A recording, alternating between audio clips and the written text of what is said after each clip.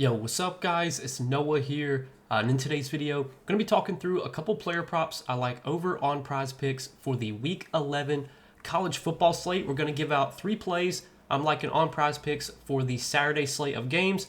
Going to talk through these 3 plays, get some information, some analysis on why I like each one of these plays. Now, before we do get started, guys, make sure that you hit that like button down below if you enjoy these Prizepicks videos. Make sure that you hit that subscribe button as well. And if you guys are new to the channel and if you are new to Prizepicks, if you don't have a Prizepicks account, make sure that you go sign up. Use that promo code NOAH when you do sign up for Prizepicks with my promo code and play $5. You're going to get $50 worth of free lineups for signing up and using code NOAH. And then also, we do have a partnership with Sleeper. Do want to give a quick shout out to Sleeper. If you guys don't have an account over on Sleeper, you can download the Sleeper app, use promo code NOAH over there. Get your first deposit matched up to $100, as well as you'll get a free $20 entry. So when you sign up, use code NOAH, you're going to get a deposit bonus and a free $20 entry. That free $20 entry is no deposit required, so you don't actually have to even make a deposit to get that entry. This is going to be a way for you to try out the Sleeper app without even having to put any money in. So it's basically a win-win for you guys. Highly recommend you go check out Sleeper. Sleeper does offer college football props. They do offer props in like all the other major sports as well. So definitely check them out, guys. And again, if you don't have an account over on Sleeper, go sign up and use that promo code NOAH. But before we talk through our plays here for this Week 11 slate, guys, I do want to recap the plays that we gave out in our video last week. So we gave out 3 picks last week. We went 1-2 on our 3 plays. We had gone 3-0 the week before, but couldn't keep it going. Last week, only 1-2 on our 3 plays. We did hit on Devin Dampier's over rush yards. That was pretty much sweat-free. Dampier had a big rushing game, but then we missed on Baron Morton's over pass yards. I think he went under by like 7 or 8 yards. He barely went under. And then we missed on Emmett Johnson over 2.5 receptions. 3.5 receptions. I think he finished with like 2 receptions. So yeah, tough way to go there. Last week, tough way for those plays to play out, but we got 3 plays here for this Week 11 slate, guys. Let's see if we can bounce back and go 3-0 this week. So the first 2 props that I'm liking this week are going to be pass yards props. The first one that I'm liking is going to be in the UConn and Duke game, and I like Joe Fignaccio. I think that's how you say his name, Fignaccio. I like him for more than 272.5 pass yards. So Fignaccio has played pretty well for UConn this year. He's been really good as a passer, really effective. He's thrown for over 2,500 yards in only 9 games. He's yet to throw an interception this season, just been really effective. He's completing almost 69% of his passes, and he's had some really big games as of late. As you can see, based off his game log, he's thrown for over 300 yards in 3 of his last 4 games. Last week against UAB, threw for 267. He did that on only 30 pass attempts. He's been putting up big passing games this year, and now he gets a really good matchup against Duke, a team that has been very beatable through the air. Duke has had one of the worst pass defenses this season. They rank bottom 10 in pass yards allowed per game. Duke's giving up nearly 285 pass yards per game this season. So this definitely sets up as a spot where UConn should be able to have success moving the ball through the air. And I think this is a spot where UConn's going to be forced to throw, because even at home this week, they're 9.5-point underdogs.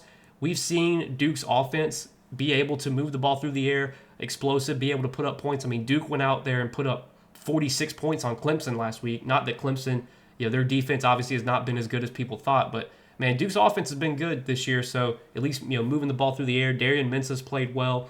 This is definitely a spot where I think we could see Duke put up points, force Connecticut to keep up. And in a game script like that where Connecticut's playing from behind and we see a bunch of pass attempts for Fignaccio, he can easily throw for 300 yards, and especially against a weak defense like Duke's that has been very beatable through the air. And I mean, if you look at some of his games this season where he's had like at least 35 pass attempts, so he had 43 pass attempts against Syracuse, threw for 259 yards, went under this line, but then he had 38 pass attempts against Delaware, threw for 346 yards.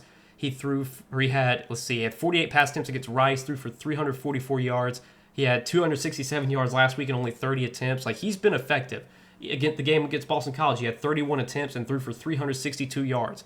Against FIU, he had 355 yards on only 28 attempts. He doesn't need a ton of volume to get 273 yards, but I think this is a game where we probably will see the volume just because it does set up as a game script where UConn's probably going to be playing from behind. So a lot of reasons to like this over on Ignacio. Going to take him for more than 272.5 pass yards. Now, the next prop that I like is right under that one. We're going to take Noah Fifita for more than 251.5 pass yards. Now, Noah Fifita this year for Arizona, he's played better this year. He's definitely played better than he did last season. Last season, he did struggle. He's looked a lot better this year. He's especially looked a lot better as of late. Been completing a lot of passes. The game against Houston, he looked great. Completed 92% of his passes, 24 for 26, 269 yards.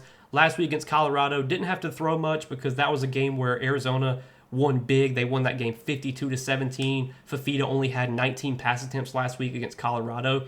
The game against BYU wasn't as effective in that game, but that was a tough matchup. BYU's historically been a really good defensive team. Fifita did have a lot of pass attempts last week, or in that game against BYU, just wasn't very effective. He only completed 55% of his passes that week. But the game against the game against Oklahoma State, 376 yards, completed 73% of his passes. The game against Iowa State completed, 66% of his passes for 253 yards. Like, he's had some good passing games as of late. The game against Colorado, again, just a game where he didn't have to really throw much. The game against BYU, tough matchup. This week against Kansas, this does set up as a pretty decent spot for Noah Fifita. Kansas this year, if you look at their pass defense, they've been about middle of the pack when it comes to pass yards allowed per game. But Kansas also hasn't faced a lot of great passing quarterbacks. Like, they've played Fresno State, they've played Wagner, they played Missouri, and when they played Missouri, Bo Perbula threw for over 300 yards against them. They played West Virginia. Cincinnati has a good pass game, and Brennan Sorsby threw for over 300 yards against Kansas. They faced UCF. Texas Tech does have a good pass game, but Texas Tech didn't have to throw much in that game because they were, it was a blowout win for them. They faced Kansas State, and then they faced Oklahoma State. Like, they haven't faced a ton of great passing offenses. Not saying Arizona has a great passing offense, but Fifita is an experienced quarterback. He's a guy that has shown willingness to be a good college quarterback. I think this is his it's his junior year. But he's been in college for a few years now. He's got experience. He's played well in these type of spots, and this is a spot where I like him to play well, to be able to move the ball through the air against a Kansas defense that I don't think is that great against the pass, especially when they faced good passing quarterbacks. They've really struggled. So do like the spot for Noah Fifita, like him for more than 251.5 pass yards. And then our last prop is going to be a receptions prop on Quasi Gilmer. We're going to take him for less than 3.5 receptions. So this is a really tough spot for UCLA's pass game to be able to have effectiveness because they're going to be going up against Nebraska. Nebraska has had one of the best pass defenses in the country this year. Only Oregon has allowed fewer pass yards per game than Nebraska, and I think so far this season only one team has thrown for more than 160 yards against Nebraska, and I think that was Maryland. Maryland's a team that throws the ball a ton. UCLA, they're not a team that really wants to throw the ball a ton, even though they have Nico Iamaleava. They're kind of a run-first team. They're a team that, they want to run the ball. They want to kill the clock. And in game scripts where it's it's a back-and-forth type game, those are the type of games where UCLA likes to run the ball. Obviously, UCLA can get in game scripts where they're playing from behind and they're forced to throw more. But I don't think that's going to be a game script that we see this week. UCLA's playing at home. It's a 1.5-point spread. So this game projects to be pretty much pretty back and forth, pretty competitive. I don't know if we're going to see a bunch of pass yards and a bunch of pass attempts here for Nico Iamaleava. I mean, if you look at his projections this week, he's only projected for 185 pass yards. So clearly the sportsbooks are not expecting him to be throwing the ball a ton here. He's gone under his pass yards line in 4 of his last 5 games.